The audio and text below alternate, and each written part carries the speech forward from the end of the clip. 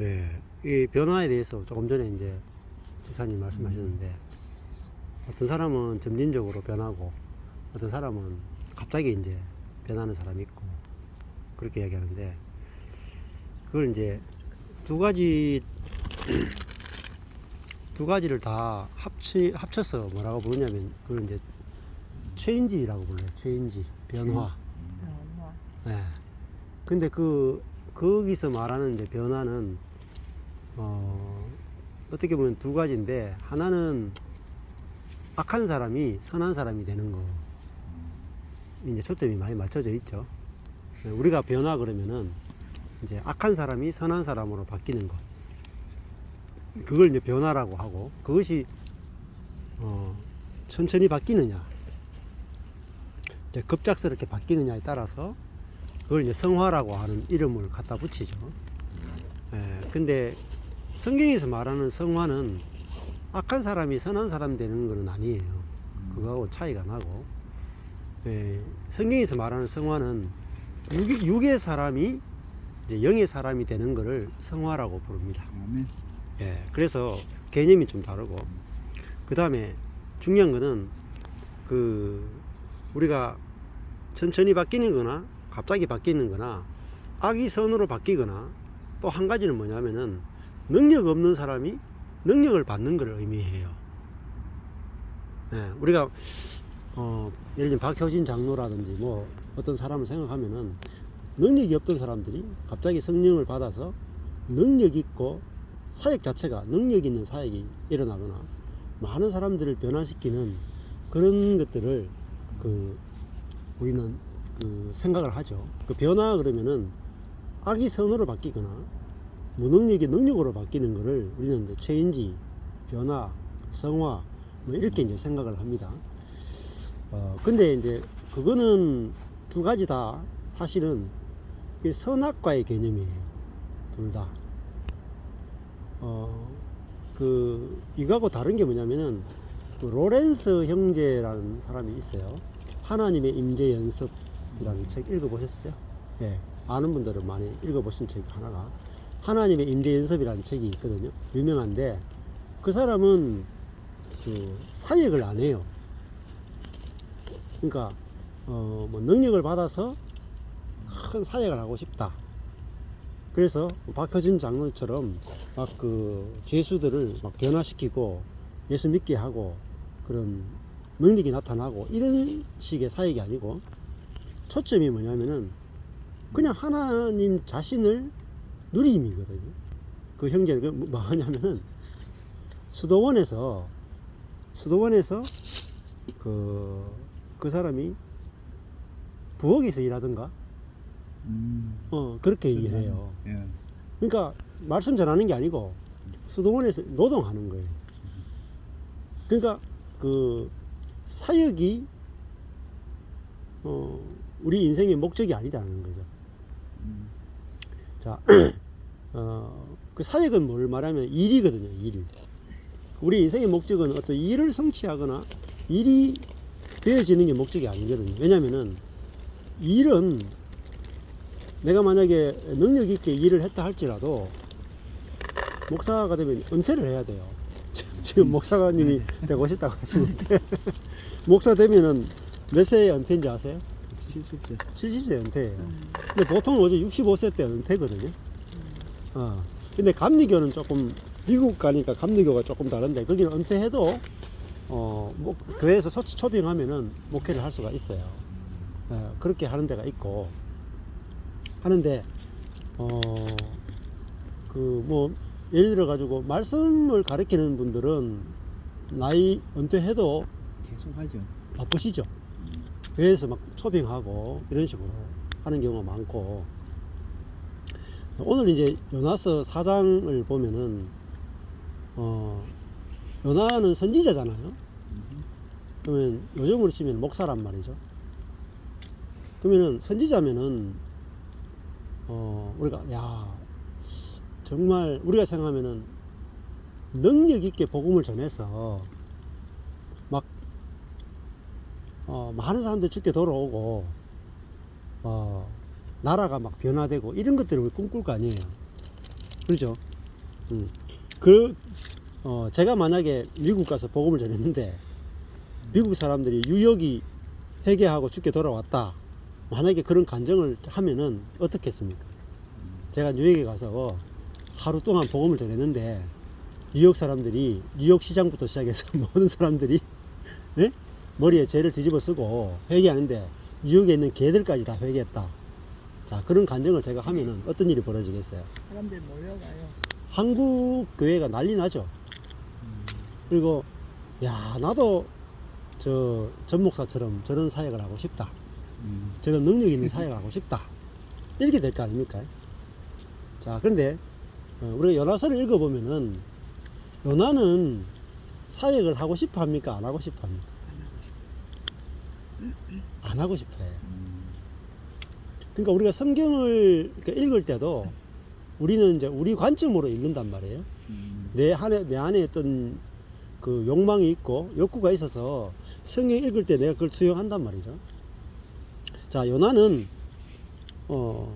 진짜 복음을 전하기 싫었어요. 안 가려고 텄단 말이에요. 근데 억지로 이제 끌려오게 되죠.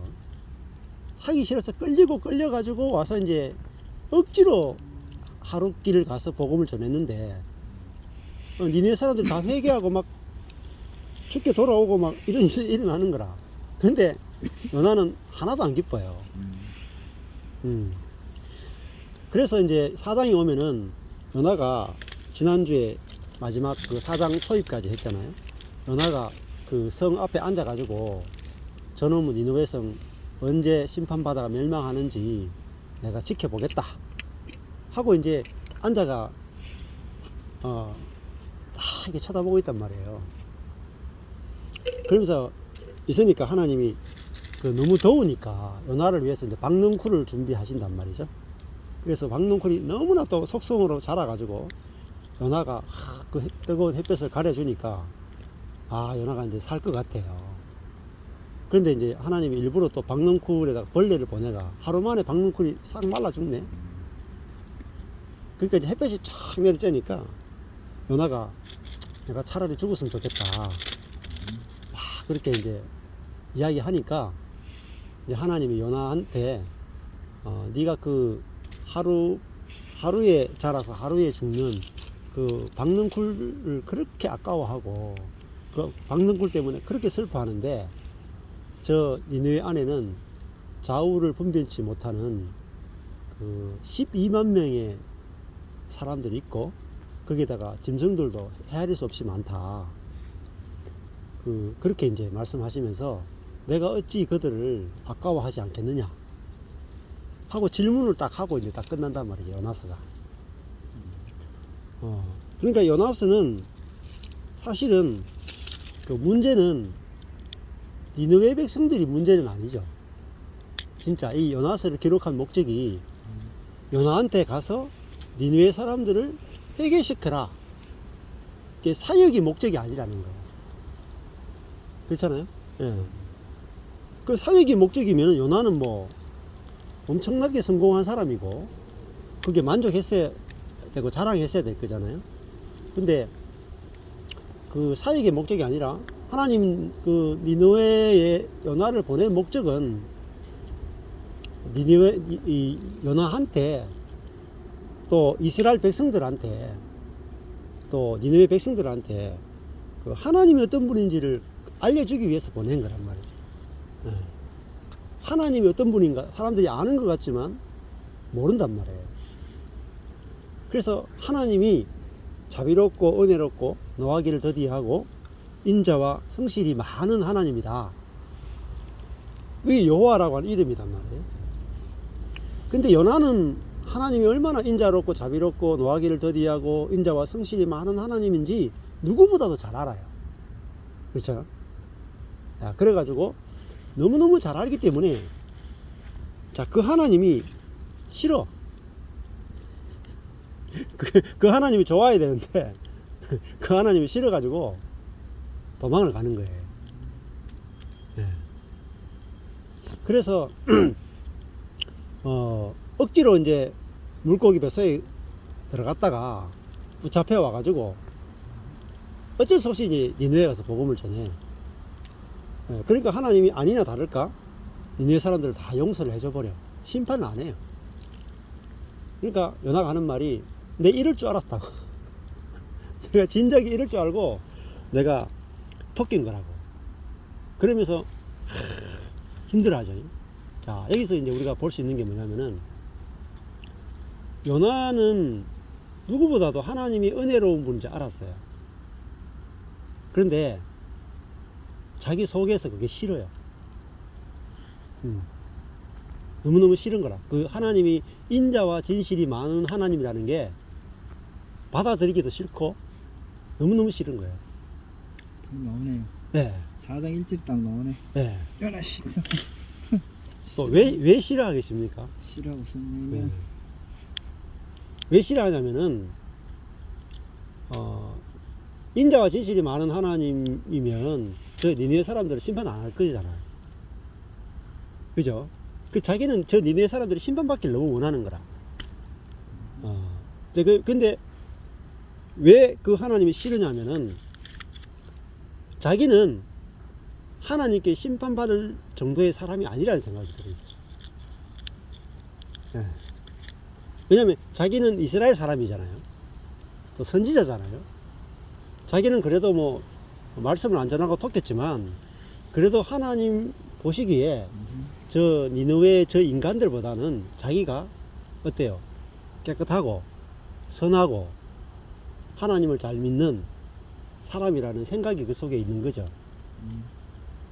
그러니까 하나님 앞에 나갔을 때 나는 심판 안 받을 거야. 그죠? 전에 회개했잖아요. 그죠? 뱃속에서 회개. 나는 심판 안 받을 건데 나는 이제 하나님께 심판 받을 게 없다. 이런 생각이 있는 거죠. 근데 저 인간들은 보니까 심판 받을 게 너무 많아. 그러니까 이 요나는 하나님을 어떤 하나님으로 계속 자기 속에서 요구하냐면 율법의 하나님으로 계속 요구를 하는 거예요. 네. 네. 그래서 하나님이 그럼 요나서는 뭘 이야기하냐면 하나님하고 니느웨 사람들하고 이렇게 다투는 게 아니고 하나님하고 요나하고 다투고 있는 거예요. 네. 그 요나를 깨뜨리기 위해서 니느웨로 보내지 니느웨를 깨뜨리기 위한 게 아니라는 거예요. 네. 그래서 마지막이 하나님이 요나하고 이렇게 다투다가 끝나잖아요. 네. 그래서 그 하나님이 구약에 있어서도 율법의 하나님이 아니라 은혜와 자비의 하나님이라고 하는 것을 아주 극명하게 드러내는 것이 바로 그 요나서다 이렇게 이야기할 수 있겠죠. 그러면 이제 우리가 생각해 볼 거는 요나는 그 하나님이 은혜의 하나님이라는 사실을 굉장히 잘 알았어요. 사실은 구약에서 요나만큼 그 하나님이 은혜와 긍휼의 하나님이라는 사실을 잘 아는 사람이 드물어요. 그리고 예를 들면 하박국 선지자라든가 아모스 선지자라든가 이런 선지자들은 하나님 정의롭게 행해 주십시오라고 막 부르짖거든요. 선지자들이 하나님 율법대로 해 주십시오. 막 선지자들이 하나님께 막 부르짖어요. 그러면은 하나님 이 선지자들은 항상 하나님께 이 정의가 시행되지 못하고 있습니다. 하나님 이 불의한 것들을 왜 두십니까? 라고 선지자들은 항상 하나님께 율법을 가지고 부르짖습니다. 구약에도. 그런데 하나님은 율법을 가지고 그 대답하시는 게 아니 항상 뭘 대답하냐면은 나는 은혜와 긍휼과 자비가 많은 하나님이다. 항상 그렇게 대답을 하신다. 그게 이제 선지서들의 가장 중요한 흐름입니다. 그러면은 저도 요나서를 보면서 저번에도 말씀드렸는데 이 요나라고 하는 선지자가 사역은요 어떻게 보면 요나만큼 믿음 있는 사람은 저는 잘 본 적이 없어요. 왜냐하면은 그 니느웨에 가서 자기가 하룻길만 가서 회개라고 외치면 다 회개할 거라고 믿었는 거거든요. 예. 그만한 믿음을 본 적이 있습니까? 모세한테 이스라엘 백성들을 탈출시키라 그럴 때 모세는 믿음이 없어가지고 안 하겠다 그랬잖아요. 예? 그 바로한테 가면 바로가 듣겠습니까? 예? 내 백성들한테 이야기하면 내 백성이 듣겠습니까? 이렇게 했거든요. 근데 요나는 왜 듣겠냐면은 내가 가서 전하기만 하면은 저 사람들 회개하고 돌아올 텐데 나 그 꼴 보기 싫다라는 거예요. 그러니까 그 요나가 갖고 있는 믿음이라는 것도 엄청나고 또 하나님을 은혜와 긍휼과 자비의 하나님으로 아는 지식도 엄청나죠. 사실은 그 요나만큼 하나님에 대해서 올바른 지식을 가지고 있는 사람들이 선지자가 굉장히 드뭅니다. 알고 보면은. 그런데 이제 이게 구약의 세계예요. 구약은 뭐냐면은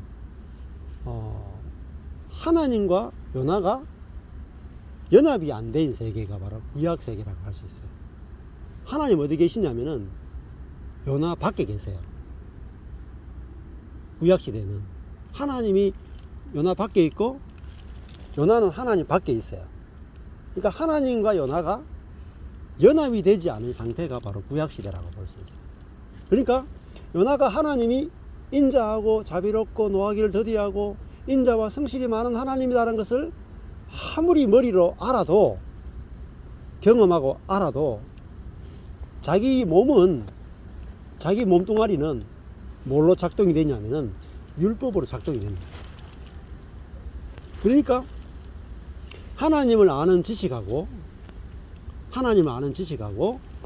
그러니까 우리의 하나님이 인자와 긍휼과 진실이 많은 하나님이라고 아는 그 혼하고 우리 몸의 두 개가 분리돼가 움직인다. 구약시대는 선지자들도. 그래서 심지어 성령이 충만했던 선지자들조차도 하나님과 분리된 상태. 하나님이 그 선지자 안에 내주를 못해요. 밖에서 그냥 감동만 주고 밖에서 자극만 주는 거죠. 쉽게 얘기하면은 구약 때는 하나님에 대해서 영화를 보는 것과 똑같습니다. 우리가 감동적인 영화를 보면 막 감동하고 울고 막 그러죠. 근데 영화가 나오면 싹 잊어버리잖아요.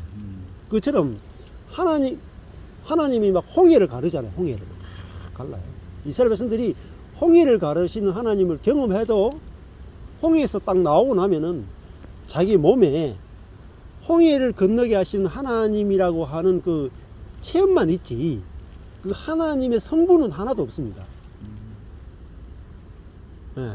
그러니까 경험과 체험만 남아있지 홍해를 가르신 하나님의 그 생명은 자기 속에 없어요. 그러니까 뭐로 움직이냐면 또다시 몸의 정욕을 따라 움직이는 거예요. 그러니까 지금 요나가 생각해보세요. 물고기 뱃속에 들어갔다가 정말 죽음의 위치까지 갔다가 살아나왔잖아요. 자, 그럼 회개까지 했죠. 그러면 우리 같으면 어떻게 해야 되겠습니까? 엄청난 기적을 경험했잖아요. 물고기 뱃속에서 3일 만에 살아나오는 기적을 경험했어요. 그러면 이제는 순종해야 되지 않겠습니까? 그죠? 그래서 복음을 전할 뿐만 아니라 하나님이 저들을 구원하기 위해서 나를 보냈구나. 내가 저 사람을 살리든지 말든지 내가 관여할 바가 아니구나. 하나님 참 잘하셨습니다. 이렇게 끝내야 될 거 아니에요. 그죠? 근데 끝이 이제 뭐로 끝나냐면 요나가 순종하지 않더라도 요나서가 끝나죠. 요나의 불순종으로 끝난단 말이에요. 그렇죠? 이게 구약의 한계입니다. 구약에는 하나님을 체험해도 그 체험일 뿐이지 하나님 자신이 내주는 안 된다.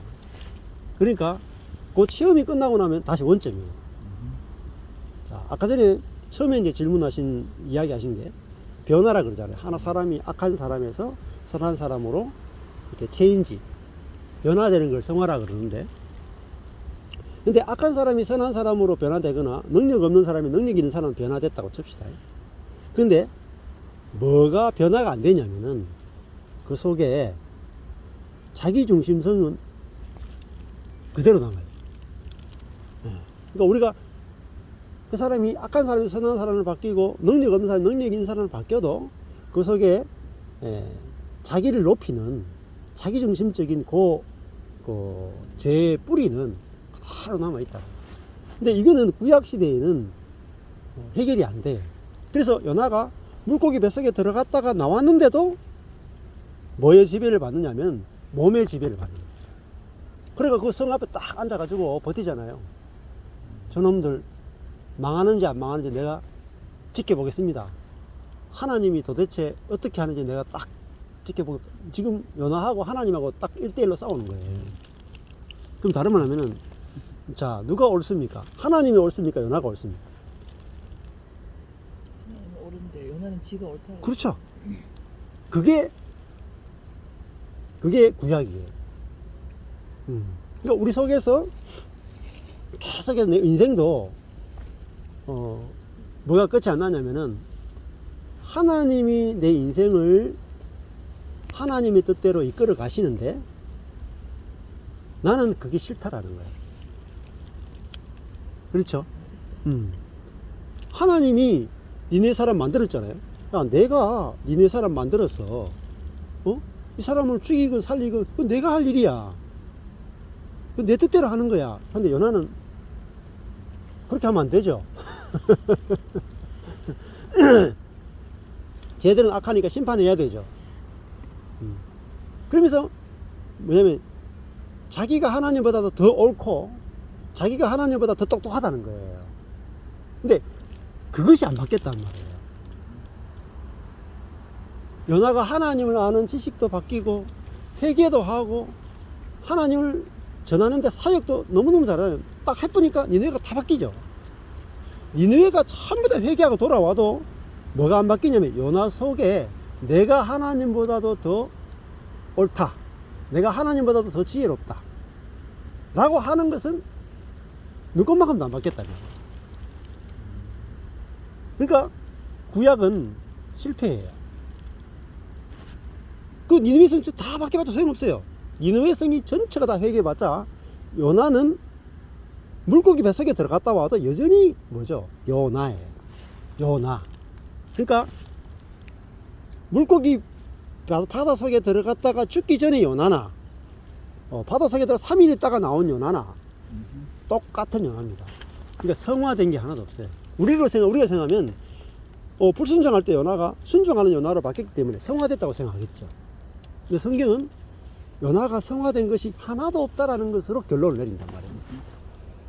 그럼 뭘 이야기하냐면 요나의 성화가 핵심이 아니단 말이죠. 요나가 능력 있는 사역자가 됐다 그것도 아니고 하나님이 어떤 분인가를 계시해 주기 위해서 요나서가 기록되어 있단 말이에요. 요나와 아무리 탁월하고 능력 있는 사역자를 할지라도 요나와 하나님은 생명이 다르다는 거예요. 생명. 요나는 아무리 은혜와 긍휼이 많은 하나님이라는 것을 알아도 자기 속에는 판단하고 정죄하는 마음이 이 바닥에 확 박혀 있다. 그게 우리 몸에 있는 죄의 원죄예요. 원죄.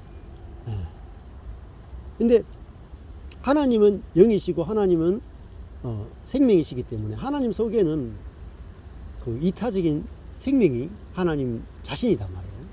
그러니까 하나님과 요나는 너무너무 다른 존재라는 것을 탁 이야기하면서 이제 끝낸단 말이에요. 자, 그러면 구약은 실패로 끝나게 돼 있죠. 자, 그러면은 신약의 역사는 이 요나서만 보면은 이제 결론이 안 나요. 신약에 와야 결론이 납니다. 그러면 신약에 오면은 구약시대하고 신약시대, 구약시대는 선지자들이 많죠. 근데 예수님이 세례 요한을 보면서 뭐라고 말했냐면은 구약에서 난 자 중에 세례 요한이 제일 크다 이렇게 말하거든요. 그러니까 선지자 중에 제일 크다. 그러나 하나님 나라 안에서는 가장 작은 자도 세례 요한보다 크다 이렇게 얘기하세요. 그 말은 신약 시대는 구약 시대와 근본적인 차이가 나기 시작했단 말이에요. 자, 그게 뭐냐면 신약 시대는 어떻게 보면은 구약 시대보다 어떻게 보면 못해요. 자, 보세요. 구약 시대 때는 하나님이 홍해도 막 가르고 한 200만 명이나 되는 민족을 애굽에서 건져내고 200만 명을 40년 동안 광야에서 먹이고 반세기에서 막 물이 나고 또 전쟁이 일어나면 전쟁을 막 이기고 여리고성을 무너뜨릴 정도로 국가 간의 전쟁에서도 하나님의 엄청난 능력이 나타나잖아요. 근데 자, 신약시대에 오면 어떻습니까? 그런 어마어마한 능력이 안 나타나요. 뭐 기껏 해봤자 뭐 죽은 자 뭐 한두 명 살리고 뭐 병자 몇 명 고치고 뭐 먹여봤자 오병이, 제가 저번에 말씀드린 오병이의 기적하고 우리는 대단하다고 생각하지만 구약에서 있었던 그 능력의 역사와 비교하면은 오병이의 기적은 한 끼, 한 끼. 그렇죠? 한 끼를 5,000명이 먹은 것밖에 안 돼요. 구약에는 40년 동안 200만 명이 먹었어요. 그러면은 구약과 신약의 차이는 능력은 줄어드는 거예요. 능력은. 그렇죠? 예. 그 능력의 사이즈는 엄청나게 줄어들었는데 이제 뭐가 달라지냐면은 구약 때는 하나님과 사람이 분리된 시대가 구약 시대예요. 신약에 오면은 하나님과 사람이 연합하는 시대가 바로 신약 시대란 말이죠. 예. 그러면은 하나님과 사람이 분리되어 있으면 하나님은 이타적인 분이지만 사람은 항상 이기적이고 자기중심적인 것이 처리가 안 되고 늘 그것에 지배를 받고 살아가요. 그러니까 우리가 보면은 다윗하고 솔로몬을 보면은 다윗도 정말 하나님 마음에 합한 자였잖아요. 근데 마지막에 가면은 자기중심성의 지배를 받아가지고 살인도 하고 간음도 하고 인구조사도 하고 나중에 되면은 그 다윗도 거의 망해버리죠. 솔로몬도 너무너무 잘 나가다가 우상숭배로 해서 마지막에 결론이 아주 비참하게 끝나버린단 말이죠. 그러니까 구약시대 때는 하나님이 사람을 도와주고 싶어도 문제는 뭐냐면 하나님이 사람 안에 내주할 수가 없습니다. 그러니까 하나님 밖에서 계속 그 능력만 행하시는 거예요. 그러니까 하나님에 대해서 감동만 받는 거죠. 영화만 계속 보는 거죠. 신약은 예. 그 신약 시대는 다른다. 예를 들면은 하나님이 우리 안에서 하나님의 생명으로 우리를 통치하는 시대가 신약 시대란 말이죠. 자, 예를 들어 가지고 구약 시대는 그런 이야기를 많이 하는데요.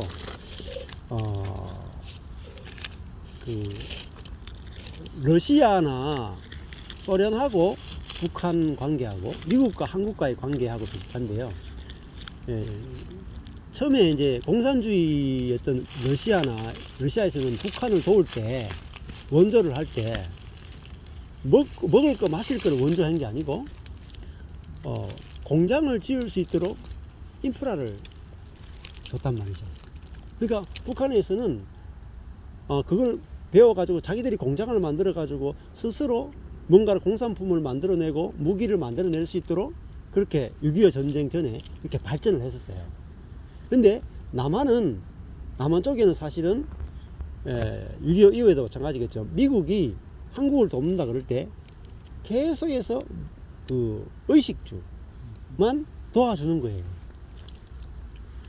그러니까 의식주가 공급받을 때는 좋은데 이게 끊어지고 나면 우리 스스로 우리 안에서 이걸 만들어내지를 못하는 거예요.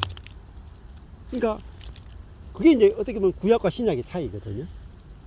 그러니까 구약 시대에는 하나님의 능력이 나타날 때는 평온하고 좋은데 하나님의 능력이 안 나타나면은 항상 불평하고 원망하는 것이 이제 끝이 안 나는 거예요.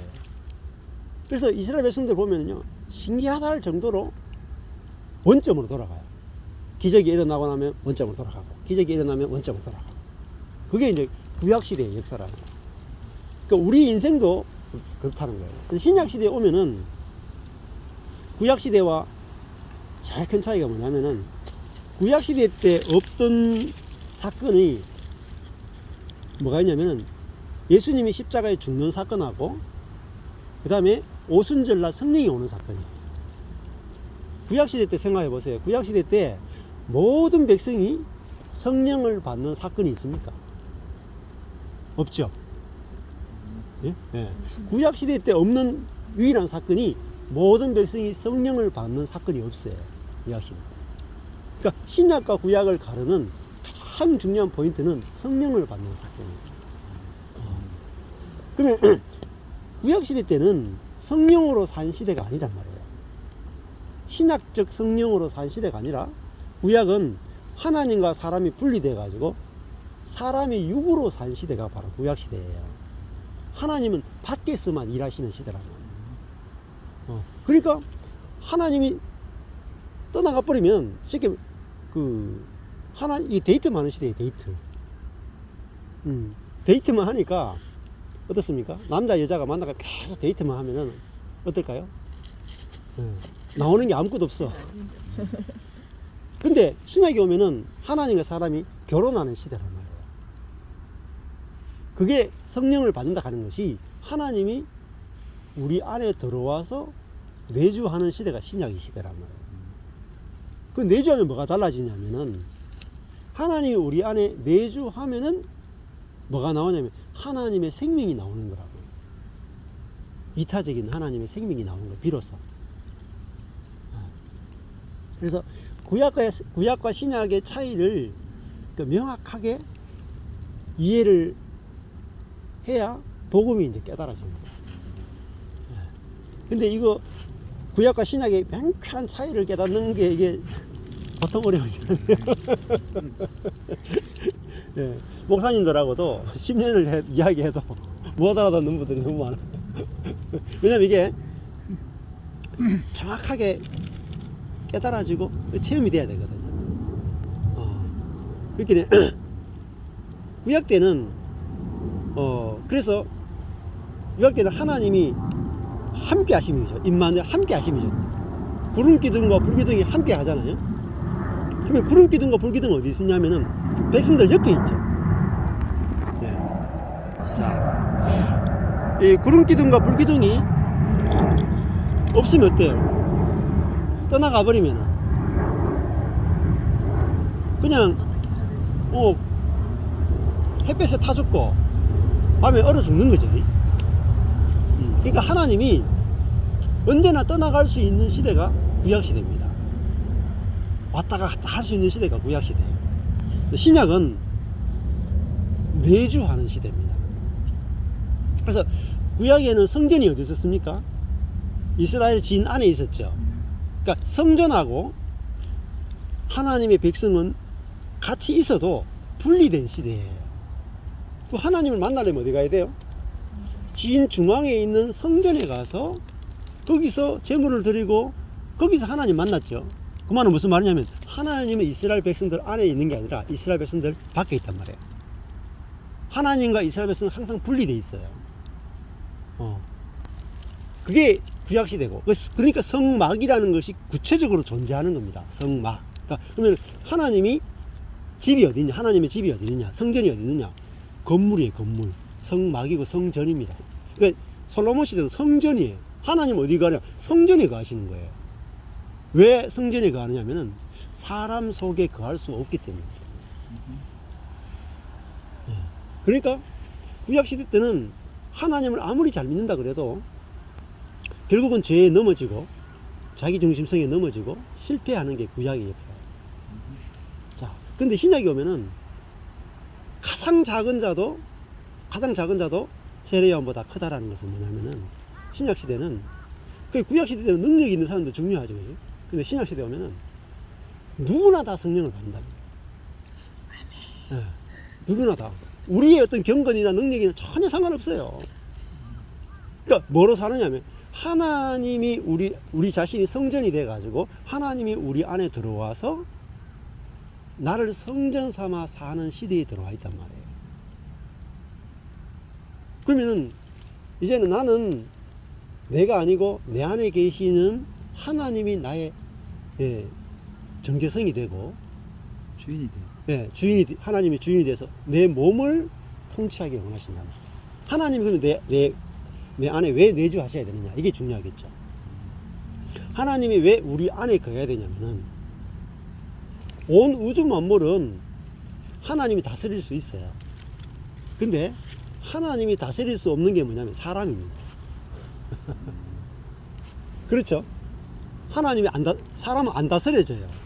구약시대 때 하나님 백성이 하나님의 통치대로 다스려졌습니까?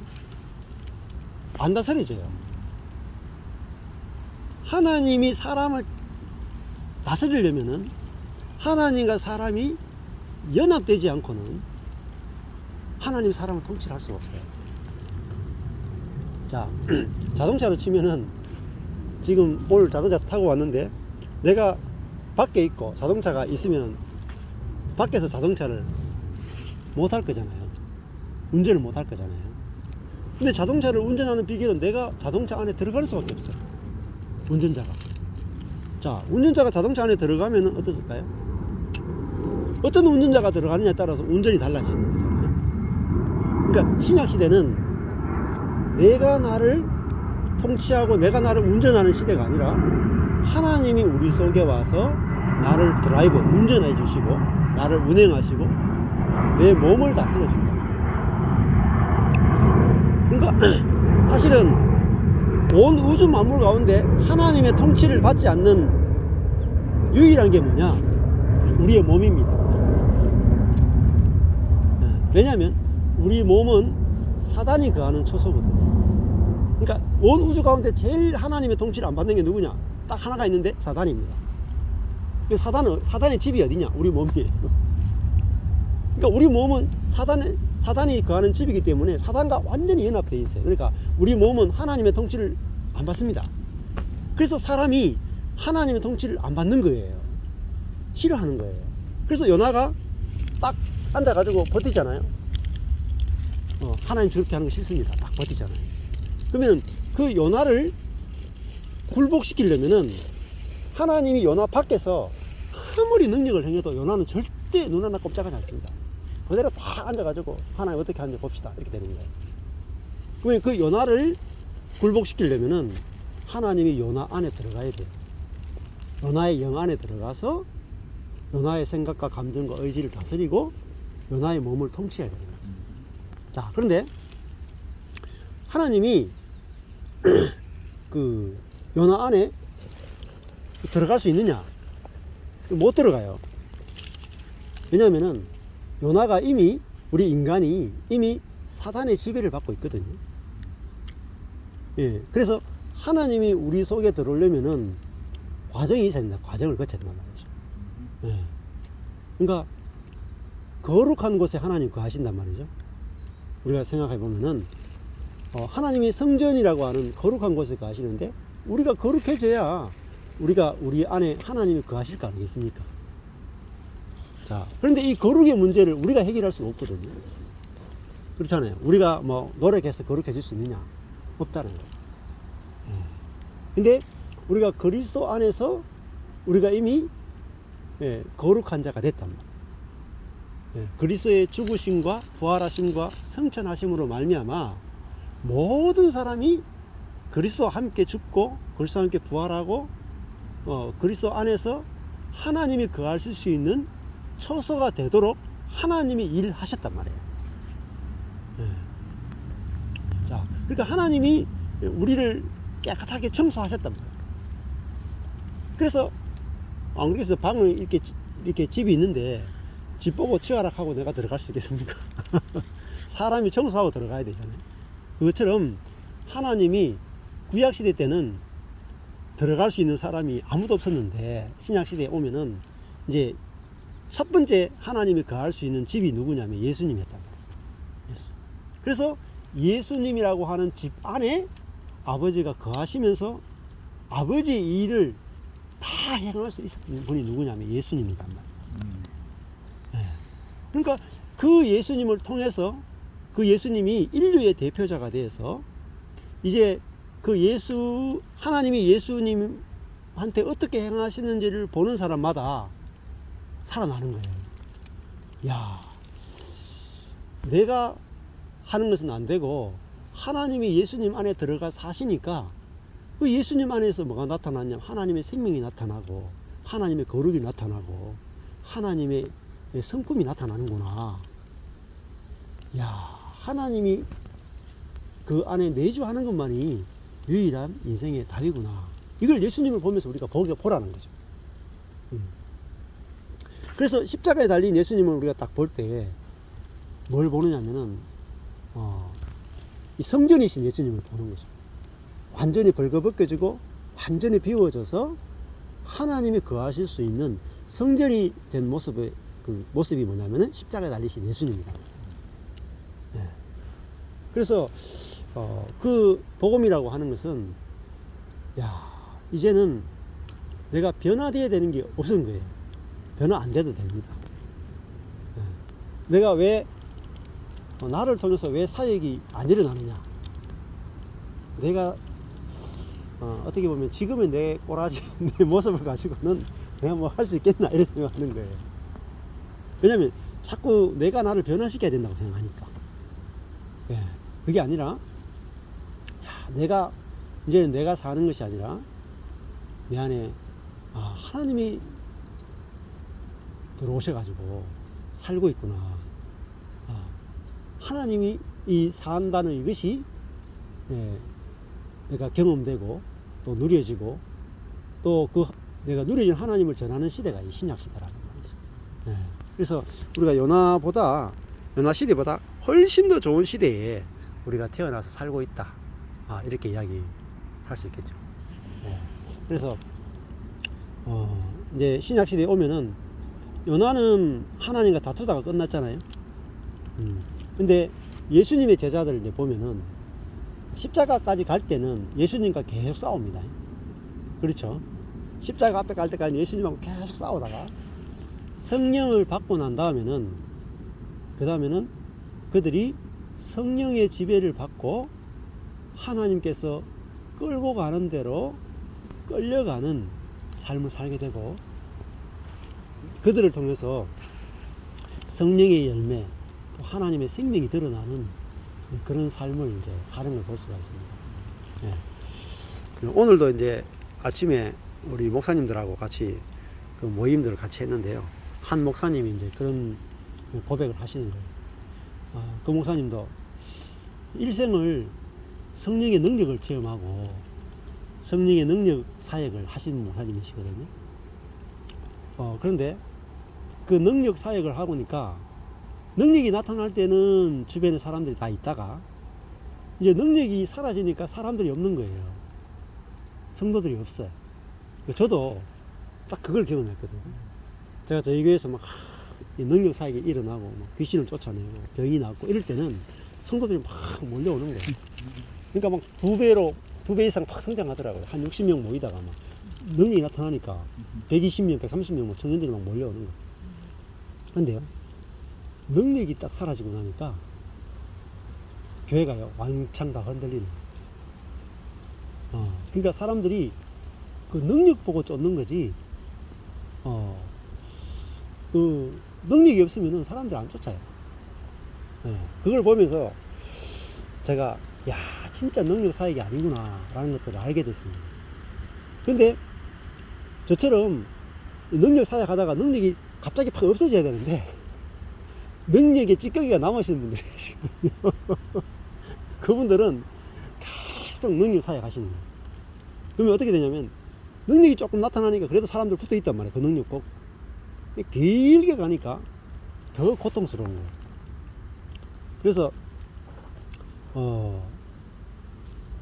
이제 오늘 이제 간증하시면서 그런 간증을 하셨어요. 요한복음 마지막 결론에 보면은 베드로가 이제 그 예수님하고 마지막 대화를 하잖아요. 근데 예수님이 베드로한테 뭘 물으냐면은 네가 나를 사랑하느냐를 세 번 물으시죠. 그러니까 네가 사역을 할 거냐 헌신할 거냐를 안 묻는단 말이에요. 네가 나를 사랑하느냐 그것만 물으신단 말이죠. 그러니까 다른 건 다 필요 없어요. 내가 주님을 사랑합니다. 이것도 대답할 자신이 없어. 왜냐면 자신 있게 했는데 십자가가 보니까 도망가거든 자기가. 그러니까 주님을 사랑하는 것조차 자신이 없어요. 그게 진짜 베드로단 말이야. 그러니까 내가 주님을 사랑하는 줄 내가 어느 정도 수준으로 사랑하는 줄 주께서 아십니다. 이렇게 대답을 할 수밖에 없어. 세 번. 하는 건 아니니까. 예. 조금은 하니까. 그렇죠. 자기 수준으로 하는데 이거 별 소용 없다는 거죠. 근데 그때 이제 주님이 하시는 말씀이 네가 젊어서는 네가 원하는 곳으로 갔지만 늙어서는 남이 너를 띠띠우고 네가 원치 않는 곳으로 끌고 갈 거다 이렇게 말해요. 그러면은 내가 원하는 대로 가는 것은 아직 젊을 때예요. 근데 늙어서는 그 생명이 성숙해서는 또 성령을 늙어서라는 말은 다른 이가 너를 띠띠우고 네가 원치 않는 것을 끌고 간다는 말은 다른 이가 누구냐면 성령이에요. 성령이 너를 띠를 띠우고 네가 원치 않는 곳으로 끌고 간다. 그런데 내가 원치 않는 곳으로 가는데 어떤 일이 일어나느냐? 하나님이 예비해 놓으신 일이 다 일어나요. 그래서 베드로가 성령이 원하는 대로 끌려갔는데 예루살렘 교회가 세워지고 또 그 예루살렘 교회를 통해서 안디옥 교회가 세워지고 안디옥 교회를 통해서 또 바울과 바나바를 통해서 그 유럽하고 아시아 전체가 복음이 전파되는 일에 베드로가 쓰임을 받았단 말이죠. 그러면은 진짜 사역은 뭐냐? 원치 않는 곳으로 끌려가는 거예요. 내가 원하는 곳으로 가는 게 아니라 그러니까 우리가 사역을 할 때도 우리는 부르심이 있습니까? 소명이 있습니까? 이걸 신학교 가면 묻거든요. 근데 그 말은 참 대답하기 애매해요. 근데 저도 이제 사역을 첫 번째 타임 할 때는 10년 정도 할 때는 그 이 목회 사역을 너무 하고 싶은 거예요. 비전도 받고 꿈도 받고 뭐 하고 싶고 그래서 했는데 교회가 쪼갈라지니까 아이고 하기 싫더라고. 이러려고 사역했나 싶고 이 사역하기 싫은 거라. 왜? 아니 돈도 안 되고 내 친구들 보니까 연봉이 4천 5천원 최소 되는데 나는 이거 뭐 1,000만원도 안 될 정도로 망해보니까 내가 하기 싫은 거라. 근데 그 끌려다니면서 하는 거 그리고 내 계획대로 안 되는 거 그게 진짜 사역이고 진짜 인생이더라고요. 그래서 원치 않는 곳으로 끌려감을 통해서만 하나님의 일이 일어나고 하나님의 역사가 일어나더라고요. 그래서 오늘 그 목사님이 내가 원하는 곳으로만 다녀가지고 내가 지금 이 모양 이 꼴이 원치 않는 곳으로 갔으면 정말 풍성한 생명을 누리고 삶을 누릴 텐데 내가 원하는 곳으로 왔기 때문에 오히려 내가 그러니까 지금 이제 고백하시는 게 지금 내가 원치 않는 곳으로 와 있잖아요. 그분이 목사님. 그러니까 지금 내가 원치 않는 곳으로 와 있으니까 여기서부터가 진짜 다른 거예요. 그걸 평소에 알 수 있나요? 예? 내가 원하는 것인지 원하지 않는 것인지 하나님 원하는 것인지 그걸 어떻게 알아요? 그게 좀 헷갈리죠. 자, 그렇죠. 네. 그거는 내 마음을 통해서 우리가 알 수가 있죠. 우리는 내가 원하는 대로 되면은 이게 좋고 내가 원치 않는 것이나 내 계획대로 안 되면 나쁜 거라고 생각하잖아요. 근데 그래서 우리가 이제 따라간다 하자. 아까 전에 네가 원치 않는 것으로 끌려간다 그러잖아요. 예. 자, 끌려가 보면 알아요. 그러니까 우리 마음이 내가 끌려가는 것이 끌려가야만 하나님이 계획이 나타난다. 끌려가는 것이. 그걸 알게 되면은 끌려가는 게 쉽고 일단 내 마음이 끌려가는 것이 좋아 보여요.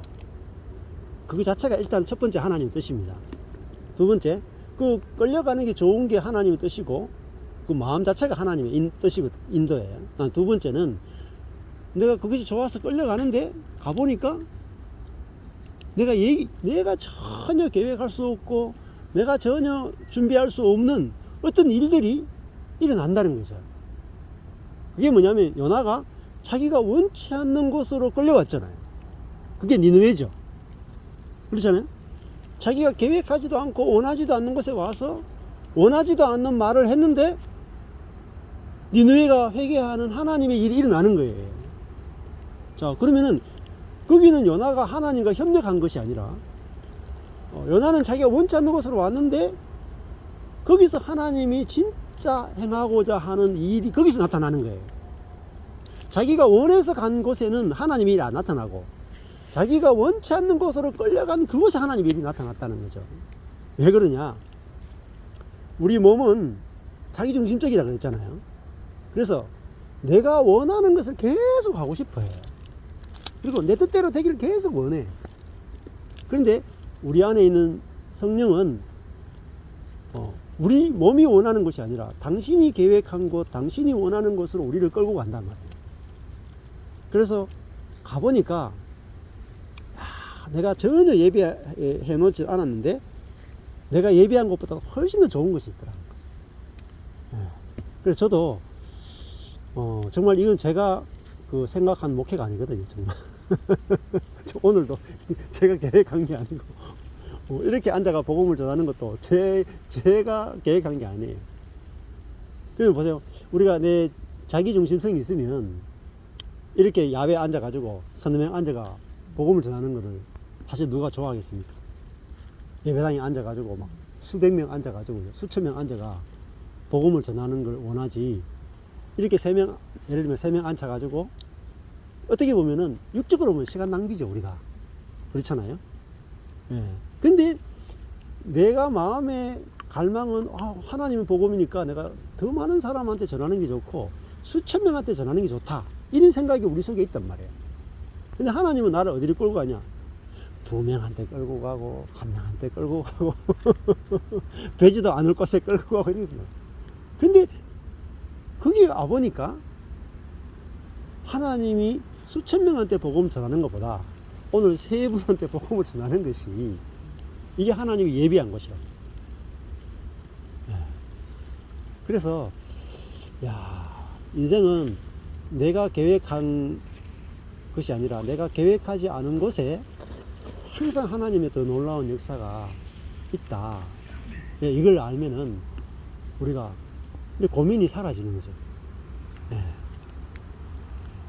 그리고 내가 원치 않는 그 일에서 에너지가 나옵니다.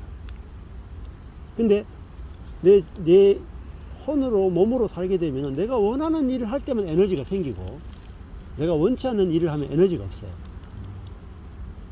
성령의 능력이라 하는 것은 내가 원치 않는 일을 하는데 거기서 생수가 솟아나는 거예요.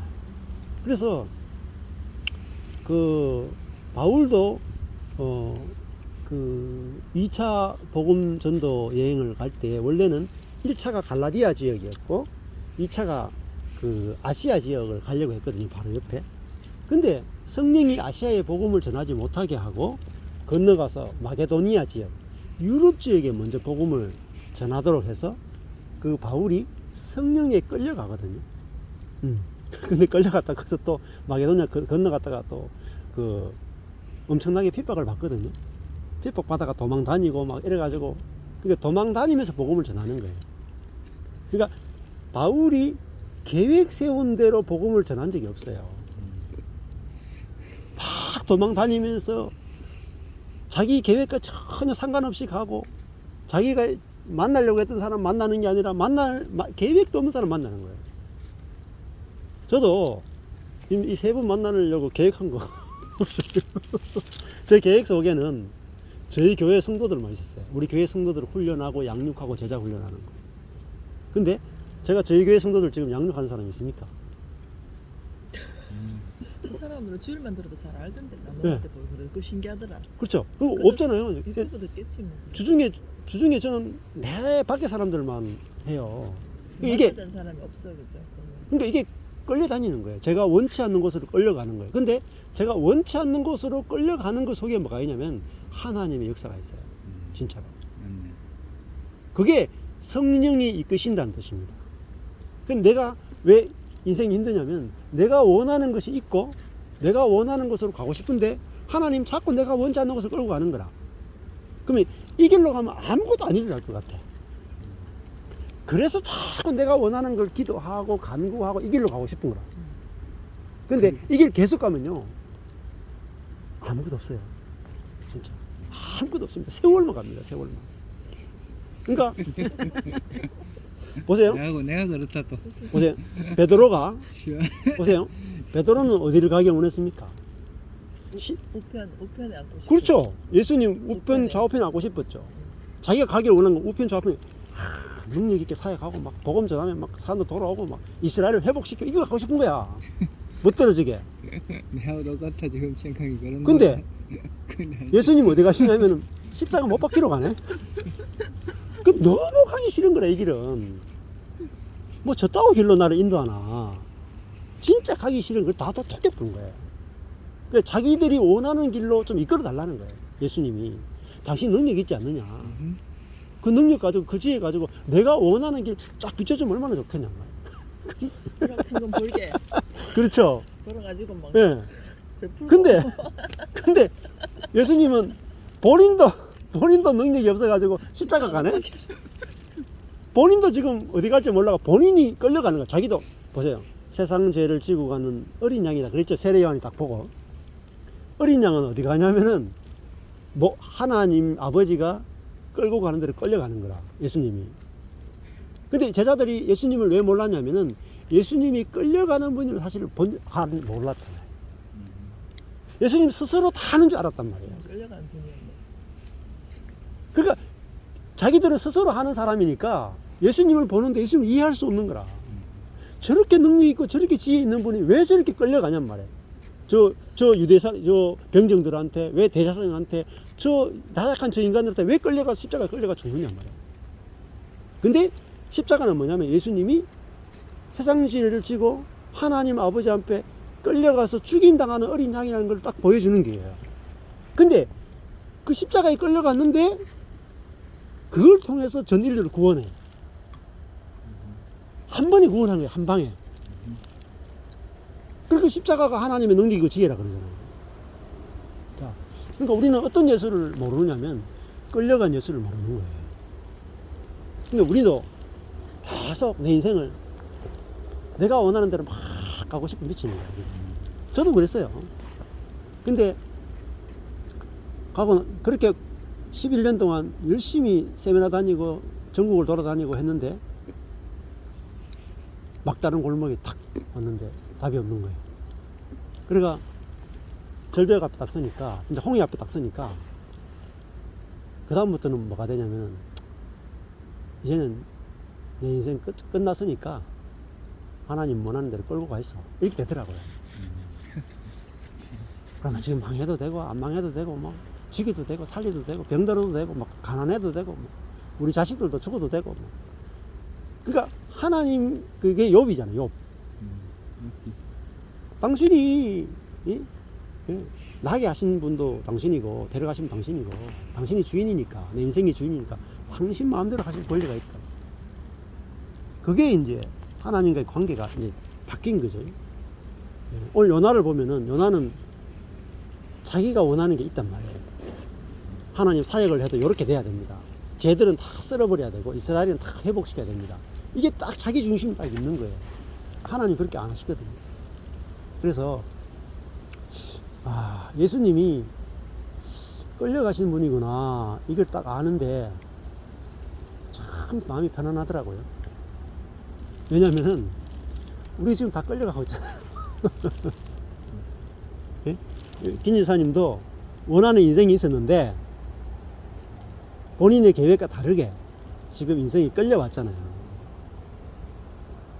근데 그게 안 좋단 말이에요. 왜 안 좋으냐면 내 몸에 내가 원하는 인생을 살고 싶은 정욕이 내 몸에 딱 있단 말이에요. 그러니까 이 내 몸하고 뭐하고 싸우냐면은 내 안에 있는 하나님하고 계속 싸우는 거예요. 싸우는데 내 혼이 생각, 감정, 의지가 누구 편을 드냐면 자꾸 내 몸을 편을 들어. 그러니까 내 안에 있는 하나님하고 계속 부딪히는 거예요. 근데 이게 영적 전쟁입니다.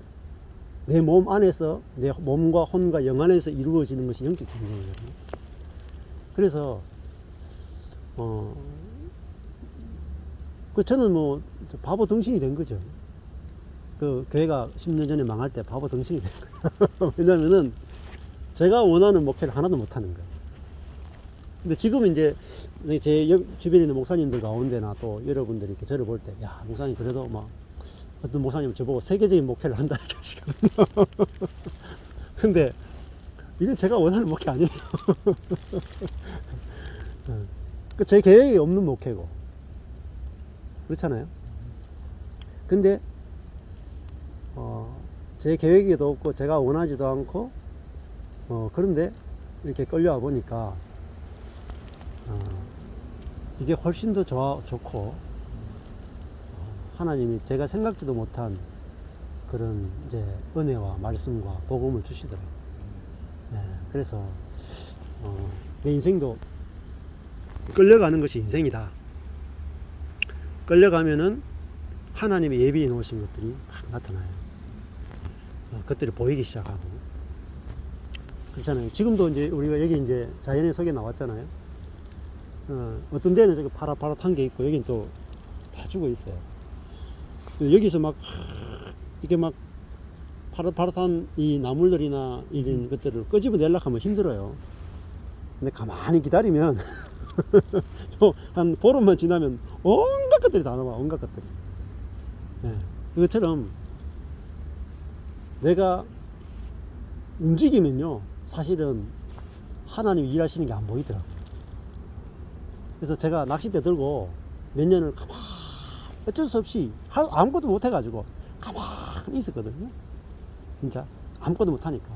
근데 내가 아무것도 못 하고 이렇게 끌려가는 이것이 인생이고, 이게 끌려가면서 뭘 기다리냐면은 하나님이 예배해 놓으신 것을 볼 것을 기다리고, 하나님이 어떻게 행하시는가 보자. 너희는 잠잠히 있어 그가 하나님 됨 알지어다. 나는 잠잠히 걸어가는 거예요. 걸어가는데 하나님이 당신의 계획이 예비되어 있습니다. 당신의 뜻이 계획되어 있어요. 근데 그것이 내 눈에 이렇게 점점 선명하게 드러나는 거예요. 그러니까 지금도 사실은 여기 이제 돌아다니면은, 제가 1년 동안 나물 공부를 했기 때문에 돌아다니면은 먹을 수 있는 것도 많거든요. 근데 내가 먹을 걸 한다고 해서 내려가서 막 텃밭 가꾸고 막 내가 씨를 뿌리고 할 필요가 없어요. 보면은 3월달부터 3월달, 4월달, 5월달 1년 내내 이 전체가 다 먹거리예요. 농사 질 필요도 없어. 사람들 아무도 안 떠들어가. 이 전체가 다 약초고 전체 다 먹거리인데, 하나님이 주시는 것은 안 먹고 전부 다 내가요, 땀 흘려가지고 이마에 땀 흘려가 막 농사 짓고 막 그것도 비료 투입하고 막 이렇게 하는 거예요. 산천초목 전체가 다 먹거리예요. 그거 아는 사람은 농사 질 일이 없다니까, 땀 흘릴 일이 없다니까. 그래서 복음이 알아지면은, 야, 중요한 건 내가 사역하는 것이 아니라 안식하는 거예요. 안식하면 그게 내가 복음을 경험하는 것이고, 하나님 어떤 분이냐, 안식하시는 분이다. 예수님 어떤 분이냐, 안식하는 분이야. 다 이루었다. 그죠? 그리고 십자가로 가는데, 야, 이거 내 3년 동안 사역했는 거 다 실패하면 어떡하나. 제자들 다 도망가잖아요. 근데 그 실패가 아니라, 야, 내가 다 이루었구나 하고 죽는단 말이에요. 우리도, 야, 내 계획이, 내 인생을 지금까지 살아왔는데 내 뜻대로 안 됐다고 해서 슬퍼할 게 아니라, 야, 내 뜻대로 안 된 여기에 놀라운 하나님의 계획이 숨겨져 있습니다. 말씀을 들으면 깨달아집니다. 그거를 우리가 증거하는 거죠. 내 뜻대로 된 걸 증거하는 게 아니라, 내 뜻대로 안 된, 왜 내 뜻대로 이렇게 안 되는가, 내 인생이. 하나님 뜻대로 이끌어가는 인생이 되도록 하기 위해서 지질이 내 뜻대로 안 된 거예요. 그게 야곱의 인생입니다. 그래서 야곱의 인생이 마지막 가면 대박 치잖아요. 완전히 뒤집어져요. 그것처럼 우리도 이 복음을 통해서, 이 요나서를 통해서 이제 하나님과 연합하고 하나님한테 안식을 누리는 그런 삶이 됐으면 좋겠습니다. 감사합니다. 네. 예.